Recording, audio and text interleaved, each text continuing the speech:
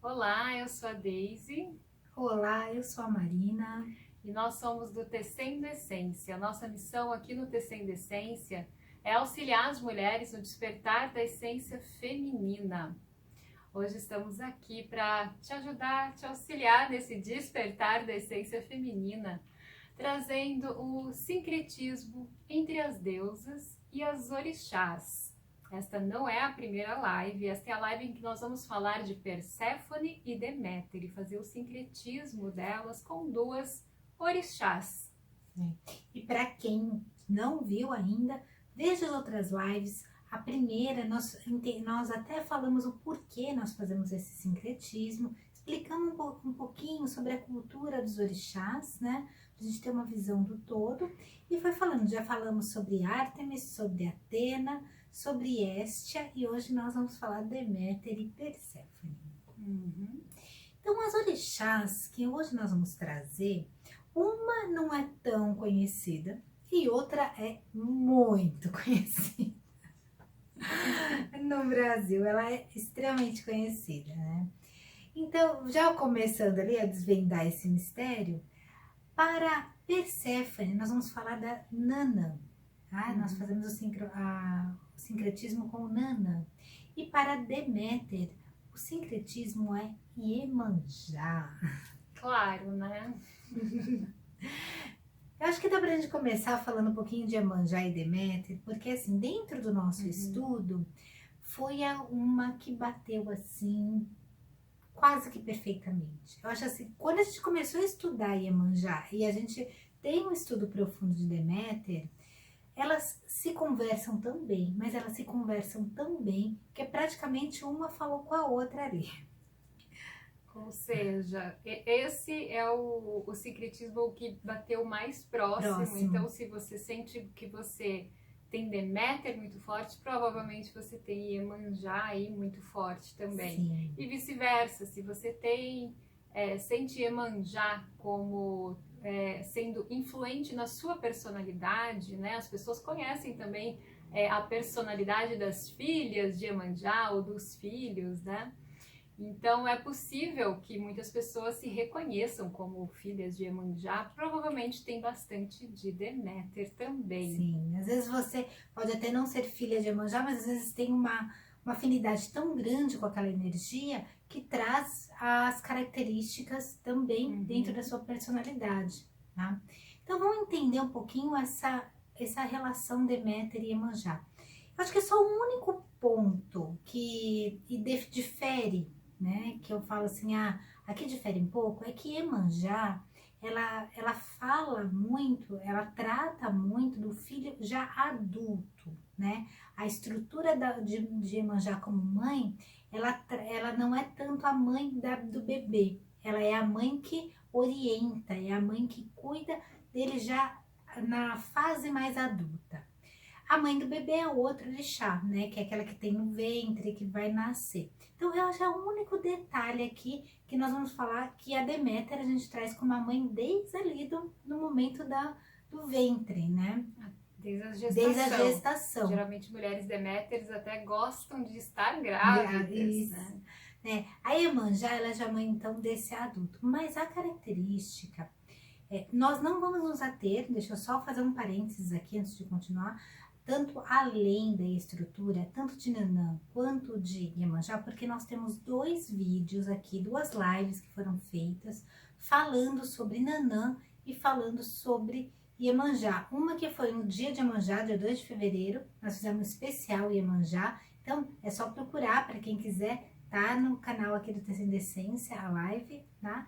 E tem uma outra que nós fizemos no clã, na época do clã das sacerdotisas, em janeiro, que foi a alunação, né, de janeiro, que foi tratado de Nanã. Nós fizemos a energia de Nanã. Então, Nanã que regiu a alunação de Capricórnio. Isso. Então, nós fizemos uma live especial falando um pouco do mito e tudo mais. Então, já temos esse material aqui no Tecendo Essência. Então, aqui nós vamos nos ater a realmente a característica, principalmente das filhas, que dá pra gente fazer essa união com as deusas, tá? Que é o nosso foco hoje de estudo. Então, voltando aqui, a característica, né, de Iemanjá é aquela mãe coruja, né?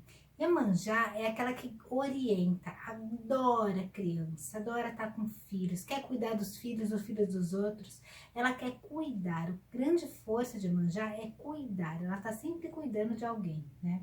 É engraçado que tem um dos mitos que Obaloaê, né, que foi deixado na praia por Nanã, que ele tinha muitas feridas, quem cuida dele é Iemanjá, né? Que não é a mãe, mas adota o Obaloaê. Então, ela foi a orixá que mais teve filhos, ela povoou quase todos os orixás, tá? E ao mesmo tempo, os que não são delas, ela adotou para cuidar. Então, realmente, ela tem essa coisa da mãezona. E a característica das mulheres e uma das características das mulheres de Iemanjá é gostar de ter filho, quer ter filho cedo, muitas vezes, ou um dos grandes focos da vida é ser mãe, tá? Dentro do projeto de vida. E também, além de tudo isso, elas são muito mais delicadas, mais doces, porque ela tem essa uma doçura meio que infantil ali para poder conseguir conectar essa própria criança que ela traz, tá? Ela tem uma sensibilidade grande, tanto é que falam que filha de Iemanjá chora muito, né? Então é uma das características ali que trabalha as filhas de Iemanjá. E dentro de toda essa sensibilidade, né? Ela também, vamos pensar um pouquinho do lado negativo, ela também se dá muito, né? Porque ela quer cuidar, então ela se entrega muito para esse cuidado, só que ao mesmo tempo ela exige muito também, porque ao mesmo tempo que ela se dá, ela quer que esse mesmo grau de dedicação que ela tem ao outro, ela quer que o outro tenha a ela também. E nem sempre esse tamanho é proporcional, porque às vezes ela se dá tanto, só que ela não pergunta para o outro se o outro quer, entendeu? Tanta atenção, tanto cuidado, né? E aí fica um pouco desequilibrado essa doação, doa-se demais e quase não olha para si, né? É um certo ponto, quando está no desequilíbrio, gente, isso é no desequilíbrio, não significa que uma filha de Iemanjá no equilíbrio age assim. Se ela está no seu equilíbrio, ela está lá no seu amor próprio, ela vai ter todas as características maravilhosas de orientadora, de nutridora, daquela que vai cuidar, mas uma das grandes sabedorias das mães, quando estão no equilíbrio, é que quando ela vai educar, né, porque a educação é importante para Iemanjá, né, é grande educadora também. Quando ela vai educar, ela vai saber falar no não, né? Então, no equilíbrio, ela é uma grande educadora, ela é aquela que prepara para a vida, como ela prepara muitos orixás para a vida.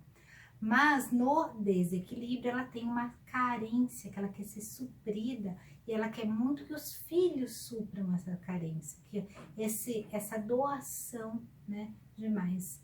É mais até dos filhos do que do próprio relacionamento amoroso. Não que elas não tenham uma força de relacionamento amoroso, elas também têm essa coisa do querer o relacionamento, mas quando ela quer o relacionamento, ela quer também cuidar do relacionamento. O marido vira um filho, o namorado vira um filho. Tudo ela traz no cuidar. A linguagem de amor para ela é uma linguagem do cuidar, tá? Então, ela tem muitas, assim, tudo que a gente falou aqui bate com a Deméter. Sim, sim. E o foco dela, né, do amor, quando tem os filhos, vai ser para os filhos, né? Então tem esse doar-se muito grande para os filhos. E realmente Deméter é assim, né? A gente sabe que a mulher, sob influência de Deméter, ela pode até esquecer do casamento, não se importar com que o casamento se desfaça, desde que ela fique com os filhos. O que ela quer é os filhos, né? É como ela se satisfaz, né? ela é vulnerável, deusa vulnerável. Aliás, hoje São duas. iniciamos, né, a categoria deusas vulneráveis, né? E a vulnerabilidade, né, de Deméter está relacionada aos filhos, né? Ou a qualquer pessoa que ela veja ali como mais frágil, sensível, que ela possa cuidar. E aí pode ser colega de trabalho, amigos, pode ser até o marido. E filhos dos outros também. Filhos dos que ela outros. pega crianças dos outros para cuidar também é muito forte, né? Então, realmente, esses dois arquétipos, né, se assemelham bastante, tem muita similaridade. No negativo, até quando está muito no desequilíbrio, elas podem ser manipuladoras, emocionais, fazer chantagem emocional mesmo. Porque ao mesmo tempo que ela doa muito, ela exige muito, né? Ela sente que ela precisa muito. E quando ela não é correspondida, ela vai usar de chantagem emocional, sim, para manipular. Então tem essa questão que tem que ser muito bem observada. E é muito importante, tanto as filhas de Iemanjá, né, energia de Iemanjá, quanto as Deméteres, olharem seu amor próprio, ser mãe de si mesmo, né? Porque nessa doação, elas podem se perder delas mesmas, do que elas gostam. Elas vão olhar tanto para fora, que elas acabam não olhando para elas. Iemanjá também. E Perséfone, né? Nós fizemos a correlação com Nanã. Né? Algumas características, vamos assim, podem bater, outras não, como nós comentamos em outras deusas, tá? E Nanã é um dos orixás mais velhos, tá? Ela é uma senhora, ela é representada por uma senhora. Quando a gente pensa isso, a gente fala assim, mas tem a ver com Perséfone? Perséfone, na verdade, ela trabalha o outro lado, ela é uma das mais novas, né? Ela é a menina Coré, né?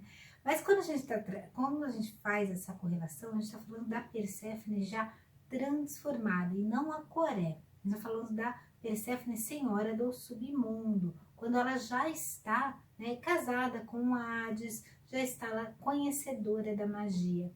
Porque Perséfone é a senhora dos ciclos, ela trabalha os ciclos na nossa vida e ela trabalha decide a subida dos mundos, né? Vida, morte e vida. Vida, morte e vida.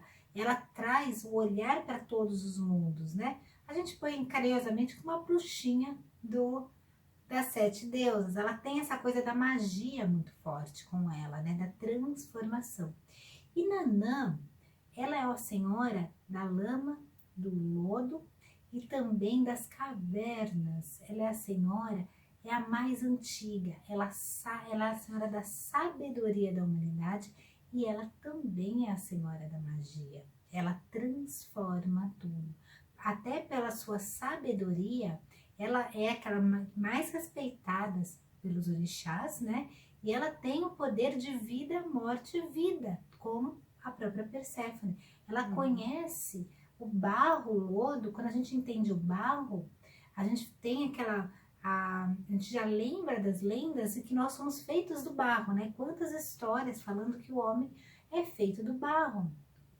Quando a gente traz isso, quer dizer, a gente decodifica essa simbologia, é o quê? É a senhora da criação, né? Que traz o poder da criação. Então, essa sabedoria, né, dos ciclos da vida e que traz essa estrutura de ser, é tanto potencial de Perséfone no seu equilíbrio, né, quanto Nanã no seu equilíbrio também. Nanã também tem correlação com as almas, né? E Perséfone também, né? Ela tem essa questão que a gente pode olhar tanto para o psíquico, né? Quanto para o espiritual. Geralmente as Perséfones, elas têm mediunidade muito forte, né? Uma sensibilidade energética, psíquica muito forte, né? E Nanã também trata, né, dessa questão das almas, né? Então a gente vê uma correlação aí também, né?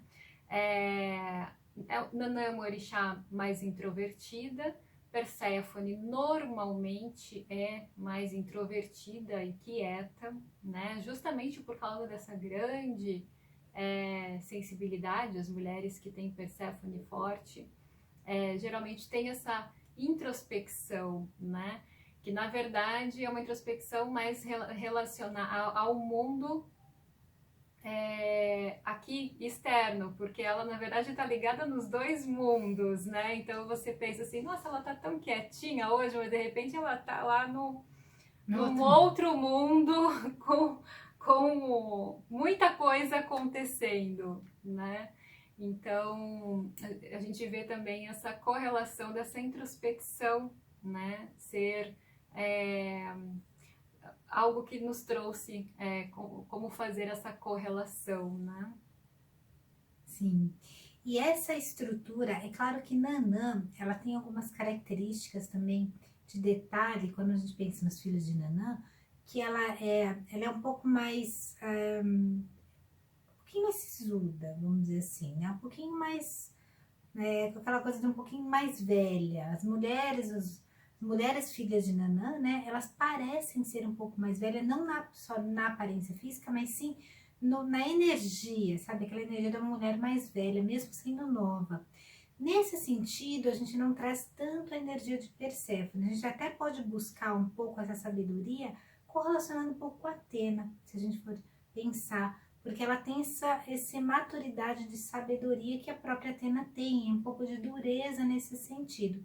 Mas ao tratar as pessoas, como ela tem muita sabedoria, ela tem muita flexibilidade ao tratar as pessoas, porque ela conhece, é como se ela conhecesse a alma das pessoas ali. E nisso ela se assemelha muito mais a Perséfone. Então, por isso que dentro das características mais gerais de Nanã, a gente colocou ela como esse sincretismo com Perséfone. Tá? E, bem, acho que é isso.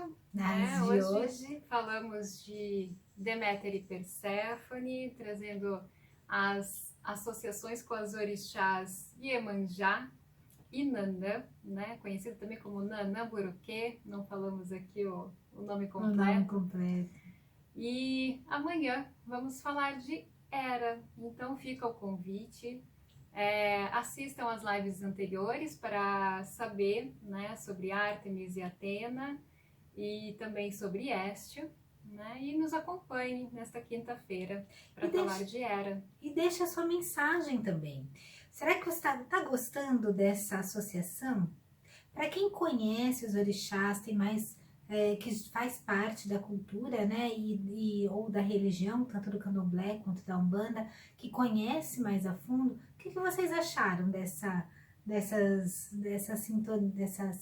sincretismo que nós estamos fazendo? Se vocês tiverem também outras sugestões, deixa que eu quero muito ver nesses comentários. Sim. E amanhã, às 20 horas, a gente vai ter mais live com os orixás. Agora vamos ver quem era. A rainha. Uhum. Até amanhã, gente. Até amanhã.